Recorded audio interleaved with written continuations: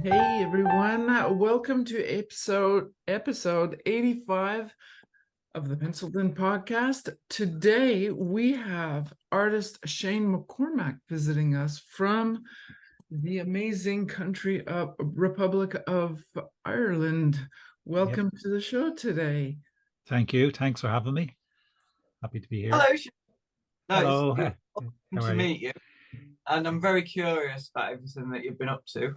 But we usually start right at the beginning in your childhood and ask you what you like to draw and what your inspirations were. I suppose back when I was younger, I was always doodling. Oh, well, my dad even says every time there was a spare bit of paper, I was doodling, and he'd always know, like, he'd come into a room and if there was a bit of paper to say, "Oh, see, Shane was here," And even today, I still do that. I used to draw. I used to love. I had a vivid memory. I have.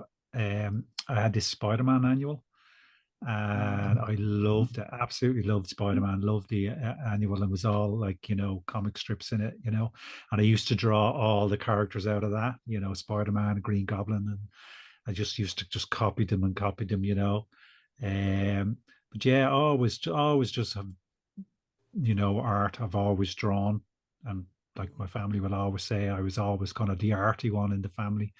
And yeah, even at school, I wasn't maybe that academic, mainly because I just didn't like school and didn't want to be there. So I think I didn't apply myself, but art, I always got really well in art. You think that might have had something to do with it? Like you probably knew all along what you wanted to do. Like maybe, non-stop drawing, yeah, maybe. And of course they didn't encourage me at all, back then. Like this was the 80s. They just didn't encourage it at all. Like, I remember going to the we had a career guidance and telling her like I'm really good at art. I like art. What are my options? And she more or less told me don't do it. Yeah. And didn't even kind of say, well, what about graphic design? I mean, graphic design, when you think about it, was kind of pre-computer. So graphic design was, there was been a lot of jobs in it, but didn't even kind of, push me down that route. And that's why you're kind of useless. So it was only once I left. I remember getting exactly the same thing. It's unlikely that you can get anywhere with it. You might do something else. Yeah. I remember. And like some of the best jobs I've had, like, I mean, have been in a creative industry, like, or a creative path. Like I say, I got at least 15, 16 years out of animation, I was about to say, like obviously at school you probably took art as a lesson. Did you go on to study at university after that, or did you? No. I was very lucky. I did try to get into an art college in Dunleary, which I'll tell you about that in a sec, but I actually went back as a mature student. But at the time, I did try to get into art college and I didn't get in because my art teacher was no help at all to, get my portfolio together. Absolutely useless. I'll name him now. No. So I didn't get into art college. So then I was doing a kind of portfolio preparation course in, a kind of, college, and in the hope of getting into art college again. So I remember the teacher came in and he had this leaflet and he goes, "Oh, there's an animation company in Dublin. They're looking for people." And I picked it up, and I was always into animation, loved all the kind of classic Disney, And I picked this up, and it literally was like an epiphany moment. I just picked it up and I went, "Oh my God, that's what I want to do." So I immediately got together a little bit of a portfolio, of bits and pieces, and I applied. And I don't even think I got an interview. I can't remember. I don't think I got an interview. And then they just said, I think, to work on my stuff. So I went off and I was so industrious. I went off and said, right. And what I did was I drew out some of these kind of scenes from classic Disney films, like Lady and the Tramp, Jungle Book, stuff like that. And then I was able to find a local copy center that could put clear plastic through a Xerox machine, because if you put ordinary plastic through a Xerox, it melts. But this was special plastic, it could put it through. So they were able to photocopy my drawing onto the clear plastic. I then got enamel paints and I basically cell painted them. I Wow. then, I then drew the backgrounds with watercolors, mounted these on it, and just put a little mount around them. And I had about 4 or 5 of them. And that's next time applied again, got another interview, and that's all I had was literally these 5 pieces cell painted. And they told me later when they got them in, they were like, how did he do this? Get this guy in. Like, we want to talk to this guy, you know? So I got the interview and had the chat and all. And then they offered me a job in cell painting. So this was Don Bluth's studio in Dublin. They had only opened, I think, in 86, 87. They'd already done Land Before Time, American Tail. Yeah, so they'd already done them. I hadn't worked on them. So I got the job as a cell painter, and it was amazing. I remember going in, we had to clock in every day. There was a photocopy beside the clock in machine saying Land Before Time, biggest opening ever of an animated film. Like, this was back in the day before Disney kind of dominated, because Disney were going through a fallow patch. So they had only just done the likes of the Black Cauldron and stuff like that. And then while we were there, they had their reinvention with kind of the Little Mermaid and Beauty and the Beast. But so I started off in cell painting, did that for a number of years. Then cell painting started to move over to painting digitally on computers. So we were then retrained. So I retrained as a cleanup artist. So I basically would get the animators' rough drawings and then put a nice lead line on them, so that they would be then ready to copy onto, scan in and be painted. So you had to have a really good solid line. But of course, 3 or 4 different people could work on one scene. So the line had to be consistent throughout. So like I would do every 3rd or 4th drawing. Then I would give it to an in-betweener who would do every drawing in between, and he would have to match my, line weight, So I did that for years there. And then I left Don Bluth's, went to a couple of smaller companies. And then eventually they went out of business. And at that stage, I had moved down to southern part of Ireland, Wexford. So I got out of the industry then. I got into photography. And I worked in the photography industry for years then, doing... that's quite a yeah, from yeah. photography. Yeah. So it was a great training. Like, I did that for 7 years, and I learned like how to process film, printed film. It was back in the day where you fed in the 35 mil, neg. Yeah. I was made handmade frames, and I also did all the photo restoration, so it was brilliant. And then general sales of cameras. So it was really just every day you were learning something new, and I loved it. It was great. So yeah, I did that for 7 years. What an arsenal of skills you've got. Yeah. What did you say? Jack of all trades, master of none. But it was only then years after how I got into sketch cards. Then what was happening? Yeah, I was unemployed. No, as I said to you earlier, as a mature student, I was at a loose end. I didn't know what to do. And so then I applied to Dunleary Art College. And this was the art college I had applied to when I was 16, 17. So I applied as a mature student. First of all, I did 2 years here in Bray, just in a visual arts practice. And then I got direct entry into year 2 of Dunleary. So I did my BA in visual art there, and it was great. It was just one of the best things I've ever done, because just to go back as a mature student and to get a degree in art, and I met some great friends that are still great friends today. And I just loved it. I just loved the environment, and every day going in and just being around creative people and talking about art and going to galleries and everything. There was no downside to it. I didn't want it to end, but I came out of that. Yeah, I came out of that, and I kind of specialized in photography and video. So that was what I got my degree in, kind of, was like photography and video.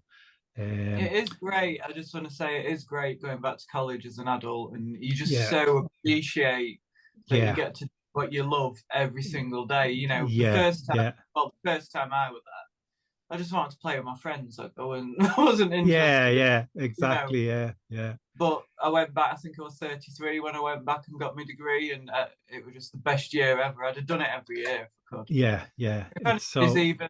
Your head is in a different about place. going back. Just exactly. I think you know more what you want. You know exactly what you want, and you go after it. And I just worked really, really hard, and it was great. I ended up graduating first class honors, which was amazing.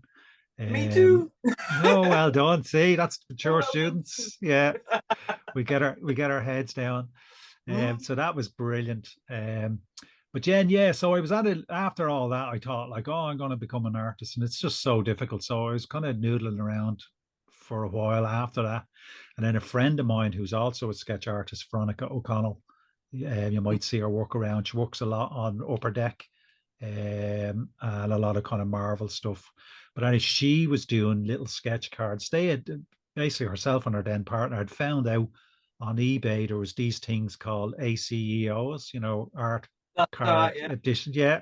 And she said, did you hear, like, this is what we're doing these? I was like, what is it? And she goes, well, it has to be a certain size and then you can draw anything. I was like, what? She goes, yeah, and people buy them and they trade them. And I was like, what? and then they take out these markers and they said, these are like Copic markers. And they said, they're really easy to use. And I was like, oh, okay. So I messed around a little bit and I was like, oh, I don't know whether I'll be into this. They said, oh no, it's great. So she kind of got me on a really mini set. It was from Bragent Art. Yeah. At the time, Tom. Yeah. So she got me on a little set. It was kind of like cartoons and little kind of 1920s, 30s cartoons. So that was my first kind of set. And if you look up on eBay, there's still one or two floating around there. So worth millions. And what year was that about that you got into it? That would have been, I presume, let me think. I'm trying to think, because the dates blur. It was probably just before college, and I started college probably 2000 and it was probably about 2010 maybe. Okay. 2009, 2010, yeah. So yeah, and then I just started to do kind of build up, and by getting a couple of sets, really small sets, I then would, that kind of gave you a little bit of, how would you say, reputation then to kind of start to go after some of the bigger sets, and of course I wanted to get onto a Star Wars set for tops, so I tried for that for ages. And then eventually I had done enough kind of Star Wars on my own personal sketch cards that I had a good, kind of little portfolio. So I sent in just kind of like a few images and just said, I'd love to get onto the next set. And then I was offered, I think, Journey to the Force Awakens. I think that was my first set, maybe. Yeah. So I did that. And then after that, then I did like, a few of the widescreen sets. The Force Awakens, I think I did, and then a few of the, anniversary sets, and then from there, then I, was able to get, once I had them, kind of in my portfolio, then I was able to got The Walking Dead for a few years when I think Cryptozoic, is it? I think when they had them. So I did The Hobbit and I did Return, or what was it? The Battle of the Five Armies and the Desolation of Smaug. So I did those, and then The Walking Dead, I did a few sets, and then you did all these sets while working, or no, I would have been just just kind of just doing that, yeah. And then and then I did get a job then in retail, just in a large department store kind of here in Dublin, and I was like sales, and then eventually, because I was creative again, that was kind of recognized, and then I moved into visual merchandising. So I was doing all the kind of windows, mannequins, all the signage, stuff like that, which I found it tough. Now the team I was on were great. They were all women, and they just said, I just said to them, I find it really difficult when I'm told pick 3 outfits for 3 women that are going to the same event. You know, I'm like, huh? You know, so, but they said I got really good at it. I was like, yeah, I'm going with this top, these three, you know, and they were like, you were brilliant. And I was like, oh, I always found that a struggle, but I love doing all the signage, you know, all that kind of stuff, you know. I really enjoyed, and then even the decals in the windows, we'd have to put massive decals in windows, you know, and they were just like, but I enjoyed that aspect. But while I was doing that, I was also then doing the sketch cards on the side. So again, my work probably would have reduced a little bit, but I was always still chipping away, you know. Um, and then I started getting like a lot of little smaller sets, like, you know, Island Dreams. Uh, I've then only in the last few years I've been working with iconic creations in Iconic Greek. creations. Yeah, It's yeah. cardstock, lovely. I Their absolutely love their their cardstock. card stock is the best Beautiful. card stock. Absolutely, yeah. Yeah. I asked them where Only did they get. rivaled by Masterworks, I think, their cardstock. Yeah, Like, yeah. they're two favourite stocks. But if you use Yeah. copy, iconic creations, It's absolutely just beautiful. great Yeah. for it. Yeah, yeah. That I'm always on the hunt for really good card stock, because I hate when you get the kind of, like, I always call it the inside of a cereal box, you know, that kind of just Yeah, off white, yeah. And the minute and you it put just soaks it all up it and spreads soaks it it. up, no blending. It's Or just, you get the oh, really shiny ones that just smudge it as in. oh, ridiculous. Oh. Yeah, yeah, horrible. Oh, that, yeah, I got them with one set. I did Night of the Living Dead for, what's the crowd in England called? Unstoppable Cards. Yeah. And their stock was, yeah, I had to adjust. I had to just do pen and ink kind of on their stock because it was literally shiny. It is so worth investing in proper stock. I can't say that enough I know, times. and I've said it to yeah, I've said it to some of the companies. I said, look, you know, if you go out, and I've even sent in my card stock and I said, this is the card stock I use. It's not that expensive. It will be good for everybody of all different mediums. So it's not just, I'm not just saying it from my medium, but anybody's medium. This will be a great card stock. Would you not consider doing this? And then you get back to cereal box, you know. So I don't know. So But yes. Where do you get your card stock? So at the moment, I've just ordered from Karen. Yeah. So I did an order with her, and I'm waiting for them to arrive. She sent me a sample pack, so I think I've picked a really nice card stock. So I can't wait to get them. And before that, I had gone with Verizon Color, but they've gone out of business. So yeah, so hopefully I'll get Karen soon, and then I just think it's so nice to have your own card stock, you know, just take them down and away you go. Yeah. Do you think that all the years you did animation, do you think it has helped you all through your different jobs? I think so. Because it was cleanup was so precise, you know, and you had to be so, you know, on point with your line, you know, and have it just looking. I think it does help. Maybe sometimes, like, I will, you know, ink up a card. Very rarely I do ink up a card. Certain subject matter I'll ink it up and then put on color, but most of the time I just do a really rough outline, do all the color, and then I go in with color pencils on top. But yeah, I think it's all about observation, you know. Any type of art is just about observation. And it's, you know, because a lot of time, you know, when people say, oh, I can't draw, and then they draw something and you look at it and you go, yeah, but like, you're not looking properly. That's what it is. It's not that you can't draw, you're just not looking properly. And you know, that old trick of turning something upside down so that you fool your brain into kind of, you know, not seeing it as a person or seeing it as a certain shape. You are literally just drawing the negative space. You know? Draw what you see instead of draw what you know. Yeah, exactly. People think, well, this is what an eye should look like. You're like, no, look at an eye. You know, why did you draw that? Because that's not, you know.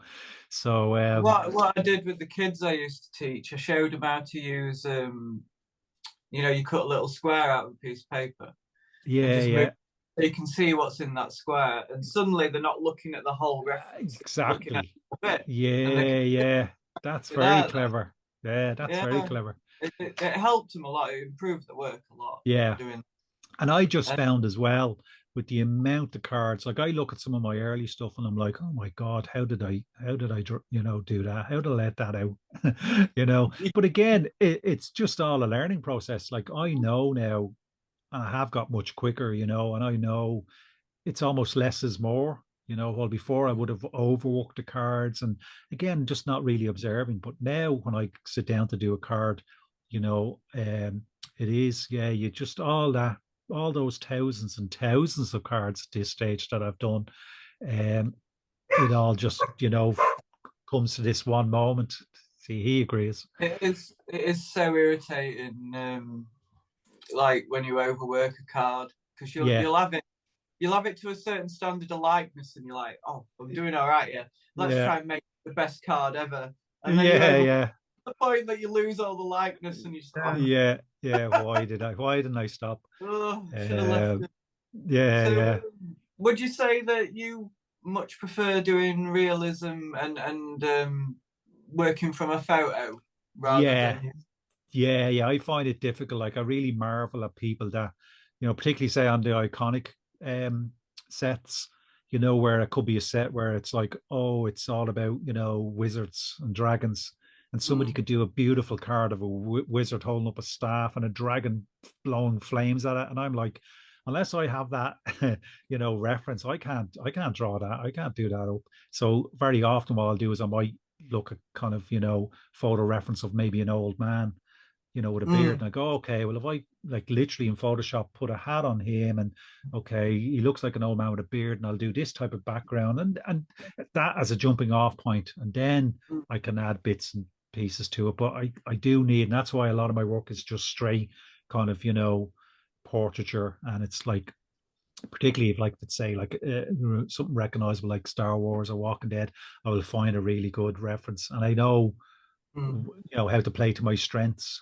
I'm not very good at doing stuff that's really in say moody lighting or dark. I just find I tend to kind of just do it really muddy. So but then sometimes really intense lighting, like comic book artists fascinate me because it's the shadows and getting the shadows in the right place, and there's so many of them, and it just terrifies me. I'm like, I'm going to get that in the wrong place. And it's the same way if I ever get a commission. If somebody says, oh, I want to commission you, to do, just say, a Star Wars piece. I'm like, yeah, brilliant. And I'm hoping they're going to just say, can you draw? Sometimes it does happen. They say, oh, I want a Han Solo piece. You pick the image. And I'm like, brilliant. Off I go. But then sometimes you get somebody, I want Han Solo hanging from the Millennium Falcon, blaster in his hand, and Chewie is like abseil. And I'm like, no, you're the wrong person. And I literally say to them, I can't do that. I'm not good enough. I'm sorry. I'm not good enough. I can't do that.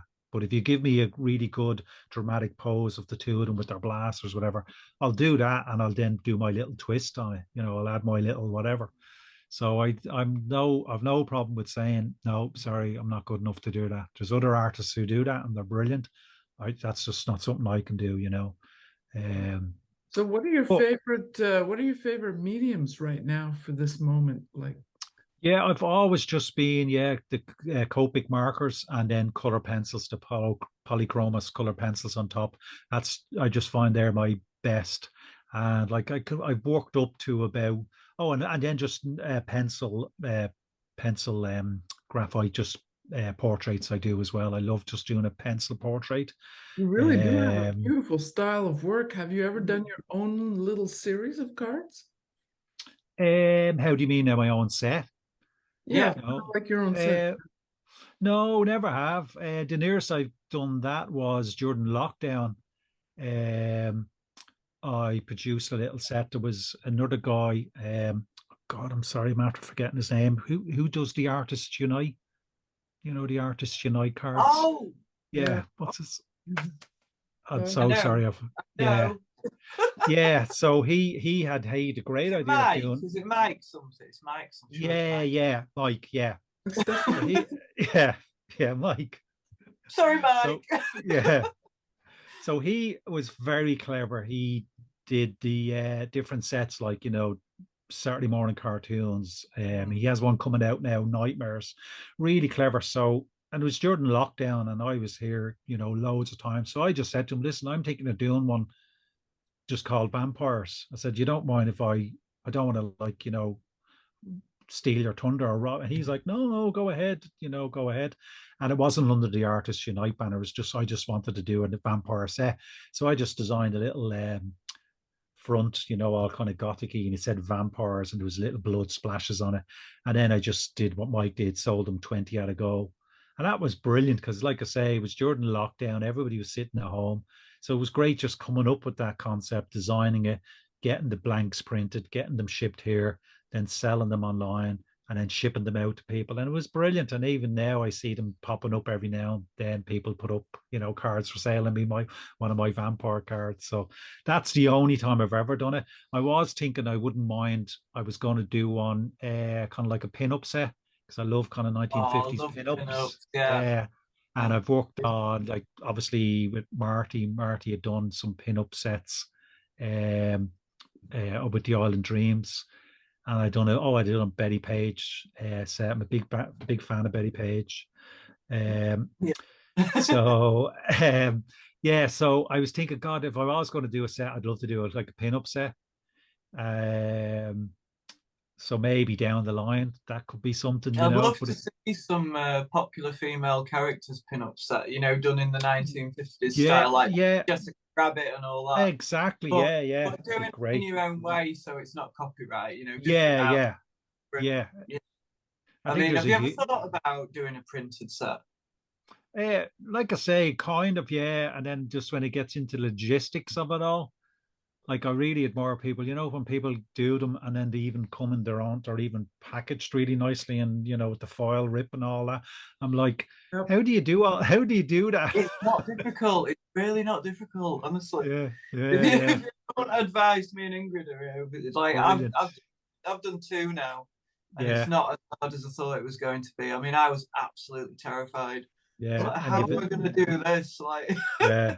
And did you go all together? And did you go okay for you? Were you happy? It's a lot of work. To be very honest with you, it is a lot of work. There are a lot of little things you have to look at, take care of, and but it's doable. Anyone really? Yeah. I'd be worried that I'd be left with boxes and boxes. Every room I open, there's. Well, yeah, there's that, but you deal with it. Yeah.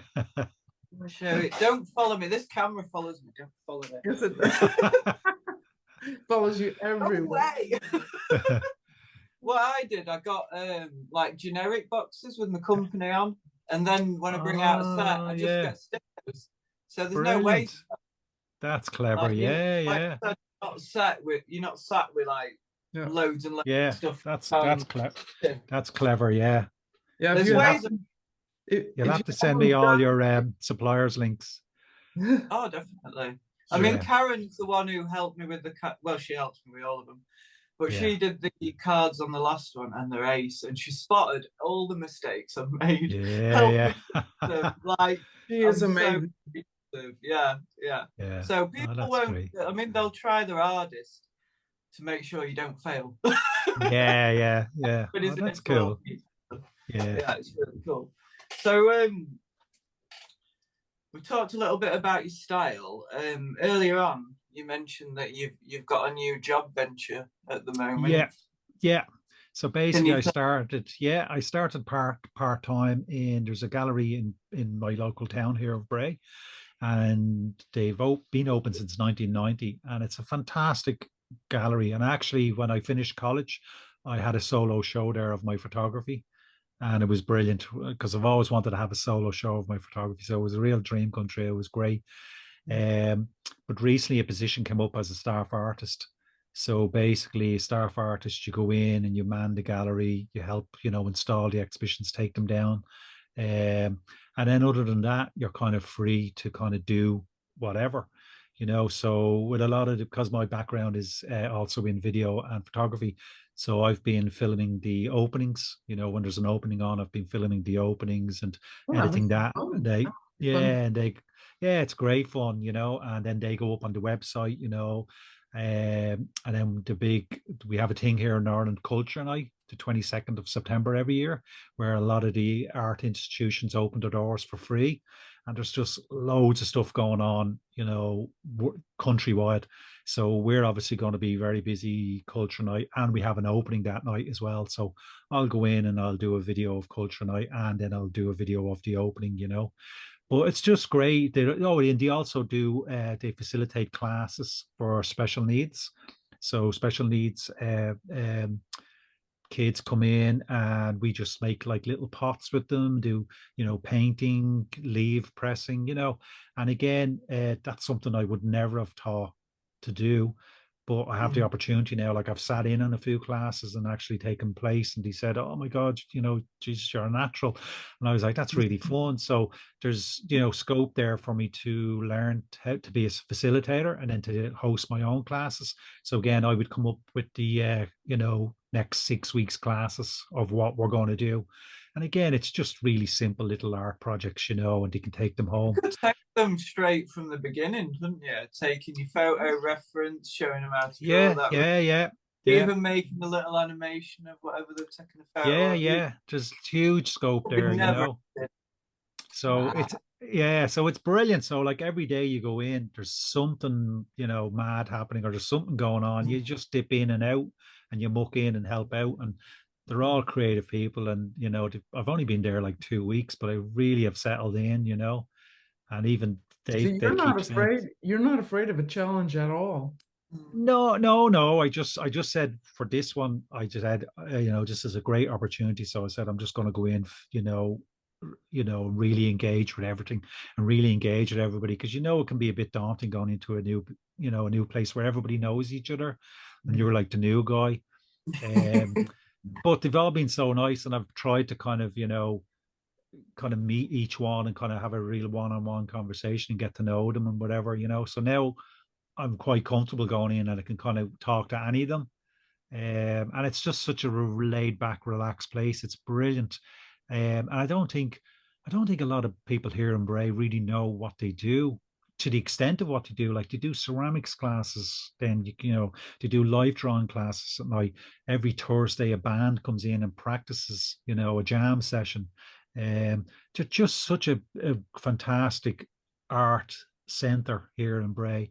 And when it's so difficult where our places are closing down and they fight tooth and nail for their funding, to get funding from, various places. So they fight tooth and nail for it. And it's just, and the amount of people that come and go, that kind of get a few years there and then they move on to maybe, whatever.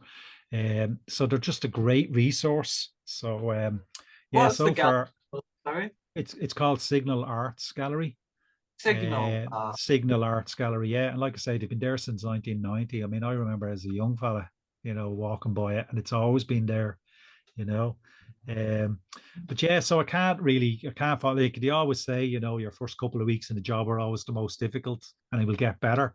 And I'm like, oh, this is already perfect, like it can only get better. Yeah, I'm just so impressed the story that you have told us. You've just gone from one thing to another, and you're not like you're not overwhelmed by any of it. You just do it, and just well, and then on, and it's okay. And it'll be all grand. I do. I'm lucky that I do have I feel I do have a good range of skills. I'm probably not amazing at any of them, but like I like the visual merchandising. There was a lot of kind of just heavy lifting and just practical stuff, and I just no bother to me. What do you use for video? Like what do you need to do with video? What programs do you use with video? So for video, I'm started down in the center. I do a little bit of video on it, and they use a Premiere Pro, which I've never used, so I've just launched into learning that.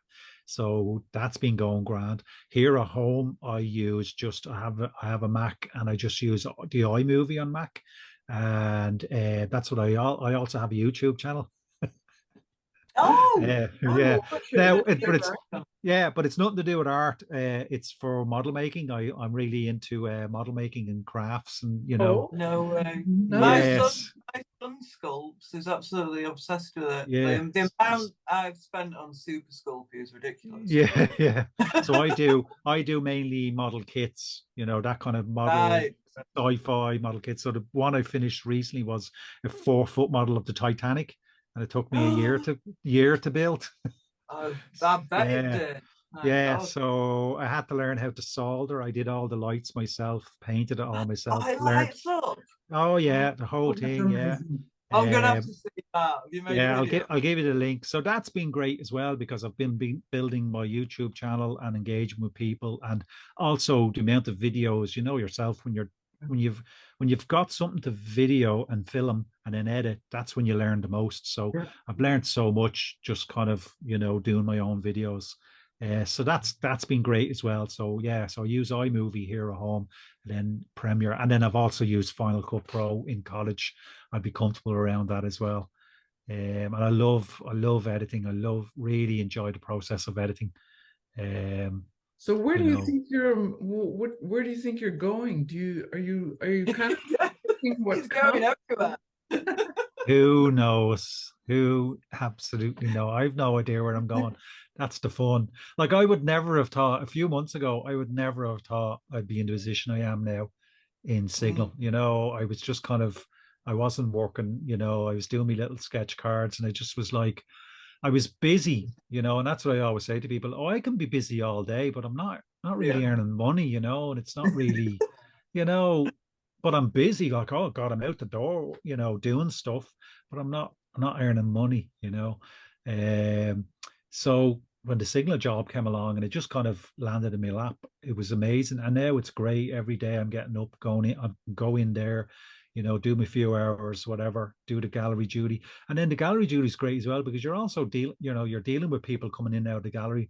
If people come in and buy a piece, you're putting sales through the so you're learning great skills there, which I would have done in when I worked in retail. Like I'd be comfortable selling stuff, whatever. But again, I just think it's great. It's just again more skills, and then the facilitation with the Like great kids. that it's in your area. I mean, you'll be able to talk about things about the artwork Yeah, you're selling and everything. yeah, exactly. Yeah.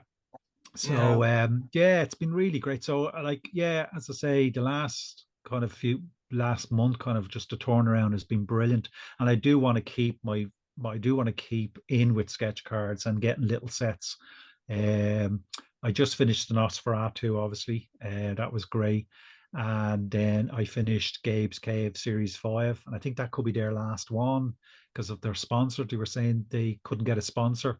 So that could be the last set. Yeah, it could be the last set that they might put out, which is a shame because I enjoy doing their sets. So yeah, I have no sets on the go at the moment. No, nothing coming up. It's time to do your own. Yeah, probably. Yeah. When you see an Uh, opportunity. yeah. Now I also do what I've also tried to do recently is get into kind of more illustration work. So I've done I don't know whether do you guys know about Printed in Blood, the books that they produce. Yeah. So I've got a few pieces in theirs. Each time they do a call out, I was really lucky. I got into the Halloween one, Ghostbusters and Firefly. So that's been great. It's been, and again, I've still used Copics, still use the Copics. But it's obviously a little bit bigger. I usually do it about A4. So I'm always on the lookout for what the call outs they do. Some of the recent call outs I just kind of didn't really, take my fancy, so I didn't do them. But hopefully they'll bring out, something that, I feel. Never find time for some reason for Printed in Yeah. Blood. I think because it is a larger image and, you have Yeah. know your ideas. I did a Hannibal. Like, I'm so gutted I never found time to do it. So I did a Hannibal. Yeah. And I wanted to do him like an artist, with the palette and all the organs. Yeah. Brilliant. Yeah. And I just, it's just one of them things that I just didn't have time. Sometimes it just the time gets away from you. I wanted to do. I was going to do a Hannibal piece as well, and I kept thinking and never got to it. And then the Ultraman, because I've worked on the Ultraman set. So then they did Ultraman. Yeah, and I don't know how I missed it. I just suddenly was like, oh God, that deadline's gone. I was like, heck, and I missed it. So so I'll keep an eye. If there was a solid place you could go to that just made you aware of pretty much everything that was happening. That'd be yeah, all the deadlines, all the call outs. Isn't that funny that you mentioned that, Lindsey? We're kind of working on that, actually. Brilliant. That'll be great. We're trying to make some plans, aren't we? But Facebook used to do a good job until they changed all the algorithm. Everything you follow, you'd see everything. And then because they changed it, you just started missing everything. You're like, I follow this for a reason. Yeah. I only find sunsets, like if another artist puts up, just completed, Wizards and Dragons for this company. And I'm like, oh my God, I would have loved to work on that, or I think somebody put up a set a while ago. I forget what it was. It was some kind of maybe sci-fi horror set, I think. And I thought I would love to have worked on that. And I didn't know the company at all, It's amazing. Like when I speak to people on Facebook, I always presume that everybody knows everybody, but they don't. Yeah. No, the companies I've worked for that they've never heard of. So chat to people, I always try and mention as many people as I can and point them in this and that direction. It's actually really true, Lindsey. We're so stuck in our little crowd, a wonderful crowd, but we're so stuck with that we don't always remember there are others who just don't know of companies. Just presumption, isn't it? Yeah. And particularly just some of the smaller sets as well, they might just get lost kind of, but I really enjoy working on smaller sets, sometimes they're more interesting and just with the subject matter. And usually next year, if you want to participate, I'm going to be having 2 coming out next year if you want to participate. Okay. Yeah. Do you know what they are yet, or can you say? The second dragon set, but the other one I don't want to talk about. We'll tell you after. That's okay. Okay. Yeah. No worries. Yeah, that sounds good. Yeah, I'm up for anything. Cool. Like I say, it's great with the job. I still have time to do my own thing, to work on it, because I do want to keep in. I think it's a great skill to have, and just to be drawing all the time. It's nice to have different things to do too. You have your gallery. Yeah, exactly. Yeah. Variety is the spice of life, and it just keeps you. And I think everything can inform everything else, Like I haven't really told them in the gallery that I kind of do drawings and stuff. I keep saying, really?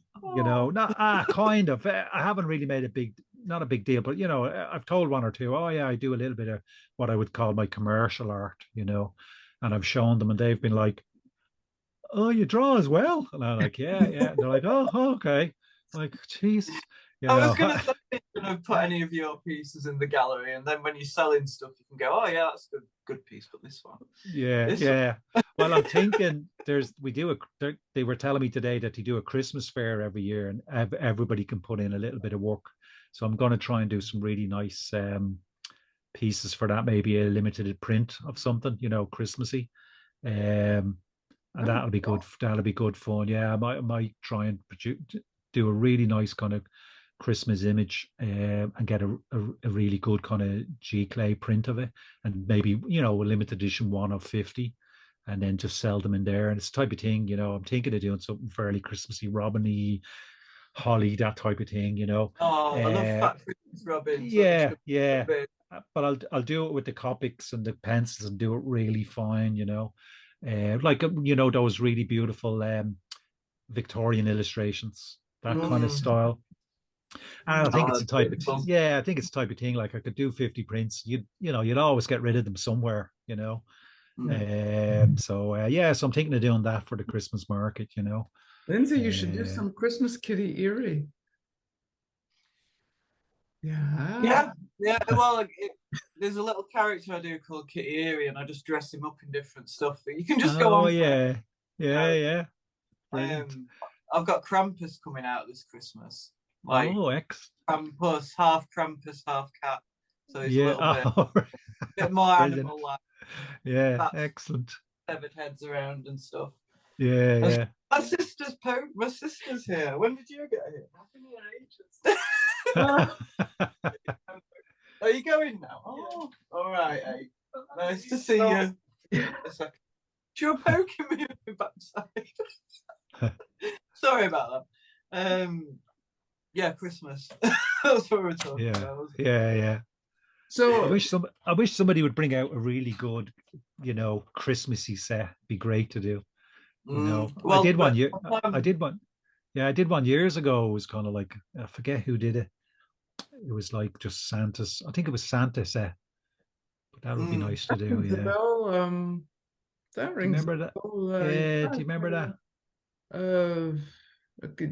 I remember I worked on a Christmas set too, and I did I think it was a take on the guy who visits the I'm having memory failure here. The guy who what is it? The Scrooge guy, and he visits the past, the present, the future. Oh, Christmas Carol. The Christmas Carol. Oh, this great stop. big just painted ghost that you don't really need any reference for. Yeah. And so that was totally fun. Totally fun. Yeah. I can't remember the set though. That was a long time ago.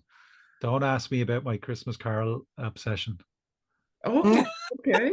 We won't ask you what's your Is it the Muppets Christmas Carol obsession? It's hang on. It's every. I basically no. I love the Muppets. Christmas Carol is my favorite book. Absolutely love it, and I think because it's so visual. His descriptions. If you actually read the book and his descriptions, it's like he's describing kind of modern CGI, effects. They're just amazing. Like, it's way ahead of his time, but it's my favorite book for years.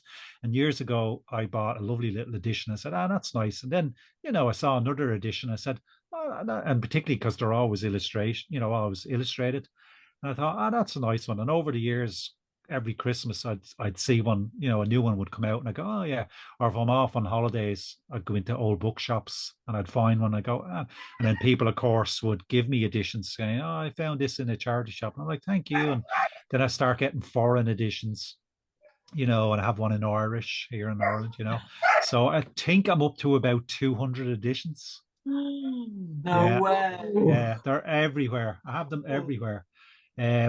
But it's amazing because, again, you're seeing, because I'm so used to the book, you're seeing the same, kind of scenes illustrated by different artists. And also when they're illustrated, really reflects in the illustrations. So some of the 1950s editions that I have, the guys have, sideburns and the quiffed hair, and it's like Bob or the Cratchits, and he just looks like Elvis, and then the 70s ones will be very 70s, but yeah, I love it, absolutely love it. Is there anything else you collect? Because there's a lot of us who seem to collect things. What else would I collect? I collect 1966 Batmobiles. Pretty I don't know why. But I love Batman in general, and for some reason it's just something a few years ago I just started collecting. It has to be the 66 Batmobile, and I've got hundreds of them. They're all like, that cabinet over there is full of them. I've got a Batmobile out there, and I'm wondering, because my mate got me it for the day. I'm just wondering if it is 66. I don't want to get up there. Yeah, here. So that's something, again, if people are away, they'll go, have you got this one? And I'm like, yeah, have that one. And I'm like, oh, okay, 66, the one with like the dome. Has it got the and it's got the red striping, the Adam West one. So I collect them. What else do I collect? No, not a whole lot. I used to always collect. I collect a lot of movies. I'm really big into physical media, so I collect a lot of, and again, would be kind of like 1940s, 50s films I love. That would be my big area. I bet some of them are out of copyright now. Oh, I wouldn't be surprised. That's why I love physical media. Yeah, love it. Because all the streaming sites, they put them up and then they take them down again, and you're like, and also just some of the beautiful packaging. Look at this one.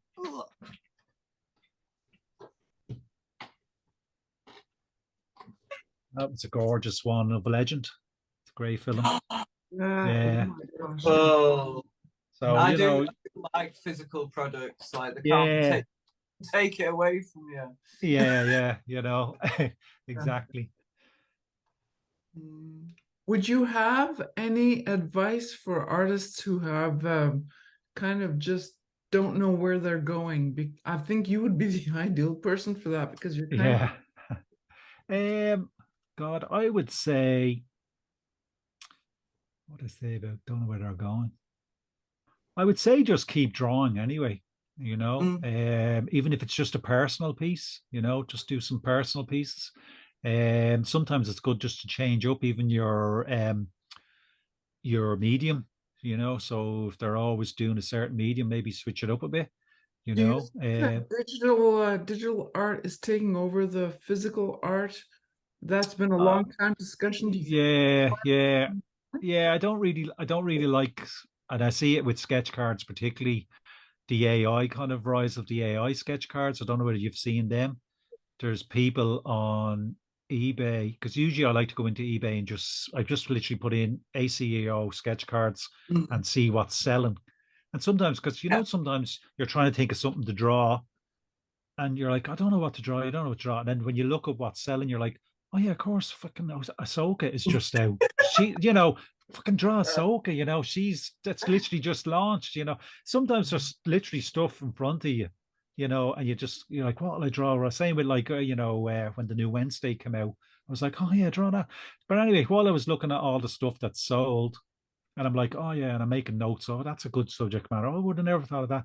And then all these cards start appearing, and they're like, they're generated with AI, and it's like Scarlett Johansson as Wonder Woman, Scarlett Johansson as whatever, and you can tell they're AI and they're just a print, but they're all sold, and it's just really hundreds of them, and I'm just like, do people not realize that it's literally just an AI art? Somebody just put in a prompt and hit print, and that's what they're buying.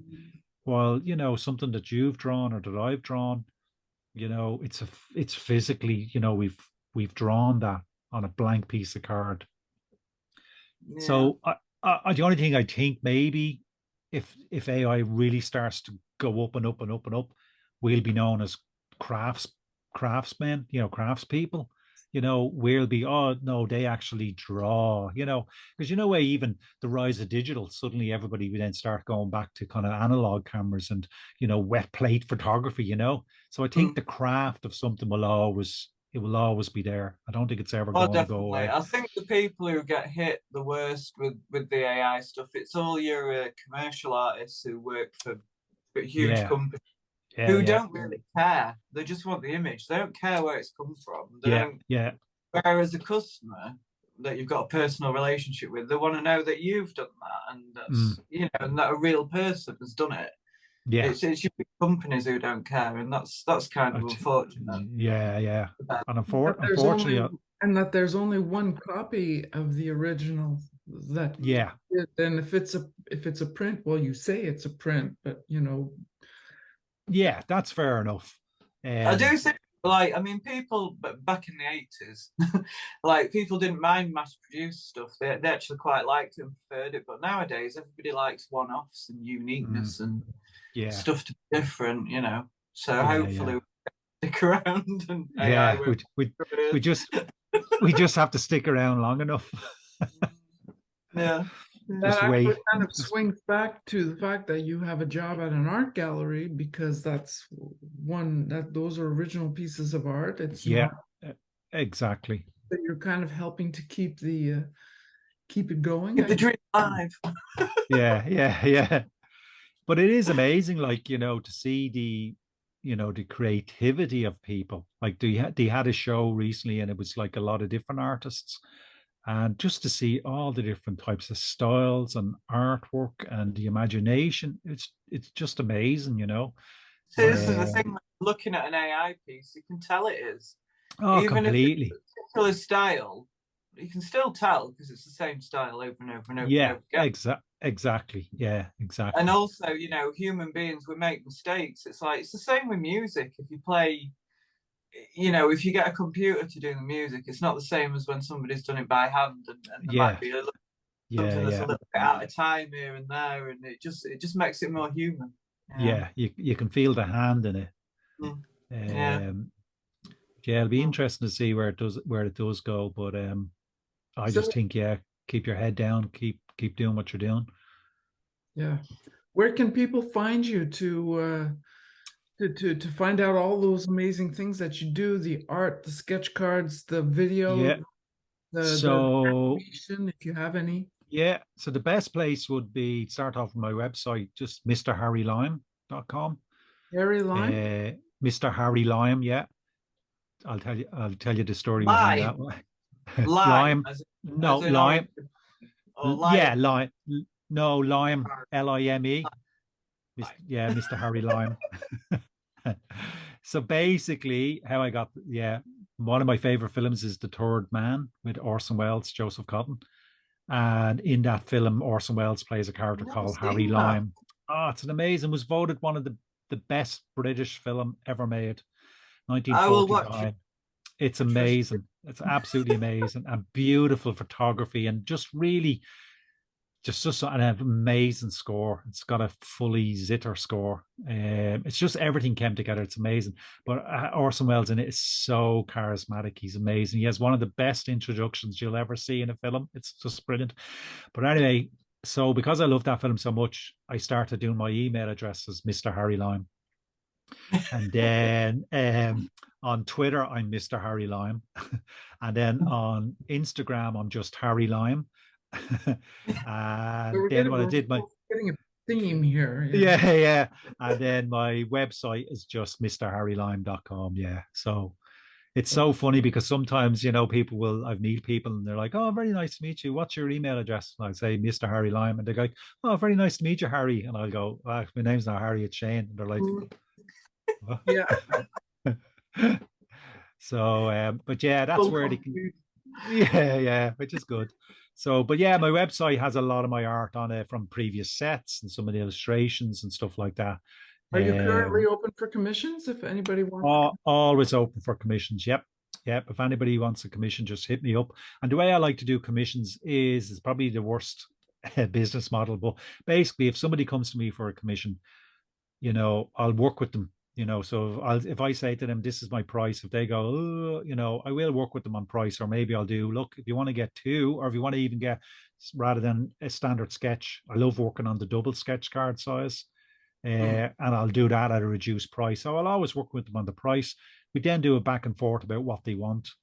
Hopefully most of the time it's just, listen, I want, a portrait of Han Solo or a portrait of whatever, Luke Skywalker, and I go, great. I'll show them some images and blah, blah, blah. And then we just work back and forth. I sometimes do a little pencil sketch just to say, look, this is exactly what you're roughly going to get. And they're like, grand. And you get to keep that as well. It's fairly crude, but I just throw it in as well.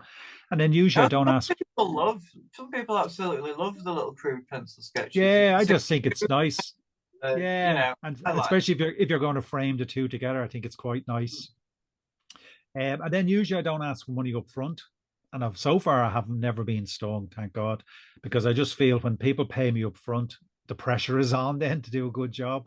Well, I just feel if I just do it, and once I'm finished and I'm happy, I go, there's your piece. Are you happy? And if they say yes, then I go, brilliant. Here's how much you owe me.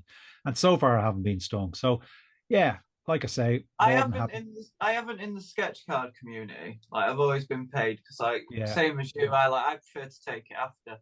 But when I was doing portraits, like 3 or 4 times, they just ghosted me, and it was like, and they were big pieces that took me. It wasn't fun to draw. Somebody else's family, like it wasn't Star Wars or something fun.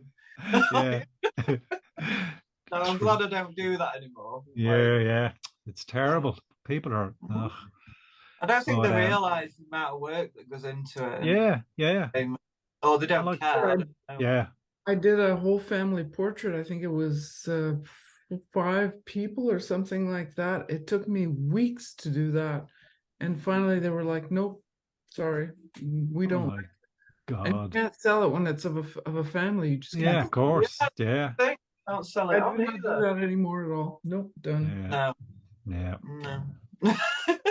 Well, this has been amazing, Shane. Thank you. Thanks for having me. I'm so pleased. Your story. So interesting. Oh, Your story stop. is really inspiring, actually, because you seem to be an eternally positive person. And I tried to be. I tried to be. kind of move along with things. I don't know. Yeah. I'm going to try to keep that in the back of my mind. Yeah. I'll tell you one of my favorite quotes, and I often think of this, in a really positive way. Do you remember in the film Castaway with Tom Hanks? Yes. And one of the lines he said in that was about just, when he was stuck on the island, like, how did you keep positive on the island? And he said, he just kept saying, who knows what the tide will bring tomorrow. So you just never know what tomorrow. And that, remember, the tide brought in the door, and then he was able to make the raft from the door, and then he got off the island. So that was his mantra. Who knows what the tide will bring in tomorrow? And I just think that's a really good way. Like, you might be a bit down today and thinking, oh my God, but you just don't know what's around the corner. As I said, with the signal job, I didn't know that was around the corner. Then I landed on my lap, and now, even just from a headspace, I just feel so positive now and feel real like this is great, So you just never know what's going to land in your inbox tomorrow, or, who's going to contact you, whatever. So just always keep your head down, keep positive, just keep going, You have to get yourself a Wilson. Yeah, exactly. Yeah. Get yourself a little football and draw a face. Yeah. Wilson. Well, that's extremely motivating now, I must say. Thank you so much, Shane, for sharing that. No worries. Thank you. Going on and sharing your story. It's I've really enjoyed it. Thanks to you guys, and thanks for the invitation. I'm really glad I made this connection. It's really good. Pleasure, and I'll be sending out invites to you for the next two projects. Excellent. Looking forward to it. Do you have any last words or questions? Me? No. Just keep trying. I've got a lot to think about now, everything that you've said. Yeah. Yeah, you have to go lie in a dark room. Yeah. Deprivation tank. Yeah. Much. I hope that perhaps we can have you back on in the future. Oh, I'd love to. Yeah, anytime. Tell us what new adventure you've fallen into. Yeah, exactly. Yeah. Okay. Thank you so much. Thank you. My pleasure. Bye, Shane. Thank you.